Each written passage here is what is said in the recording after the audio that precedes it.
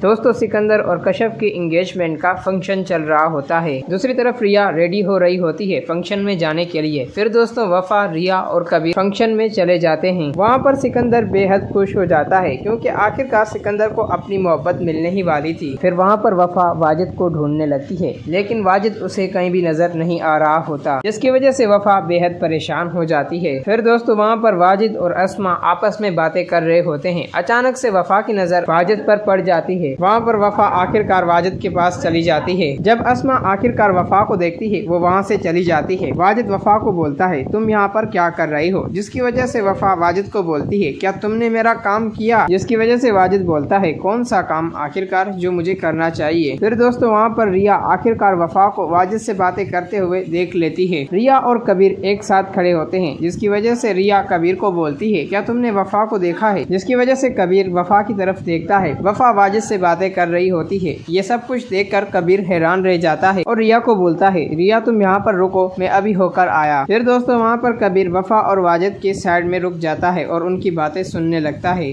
वाजिद, मैंने तुम्हें एक बच्चा किडनैप करने के लिए बोला था, लेकिन तुम आज तक वो काम नहीं कर पाए। ये बात सुनते हुए वहाँ पर वाजिद बोलता है आखिरकार तुम मुझे पेमेंट दोगी तो तुम्हारा काम हो जाएगा। फिर दोस्तों वहाँ पर वाजिद को वफा बोलती है मेरे पास अभी पेमेंट नहीं है, जैसे ही तुम मुझे बच्चा दोगे मैं तुम्हें पेमेंट कर दूंगी। और आखिरकार तुम मेरे साथ ऐसा क्यों कर रहे हो वाजिद, तुम्हें पता भी है ना माबीना कितनी चालाक औरत है, उसे अगर मेरा झूठ पता चला तो वो मुझे घर से निकाल देगी। ये बात सुनते हुए वहाँ पर वाजिद बोलता है मुझे अपने पैसे दो और अपना बच्चा लो। वहाँ पर वफा आखिरकार वाजिद को कंगन दे देती है और बोलती है फिलहाल तुम्हारे लिए ये काफी है, अगर तुमने मेरा काम कर दिया तो मैं तुम्हें बहुत सारी रकम दूंगी। ये बात सुनते हुए वहाँ पर वाजिद बोलता है ठीक है तुम्हारा काम हो जाएगा। फिर दोस्तों कबीर रिया के पास चला जाता है और उसे सब कुछ बता देता है। रिया कबीर की बातें सुनकर हैरान रह जाती है और वफा की तरफ देखने लगती है। फिर दोस्तों रिया, कबीर और वफा घर वापस चले जाते हैं। जैसे ही कबीर घर आता है मुबीन खान को बोलता है आखिरकार तुम्हारे साथ वफा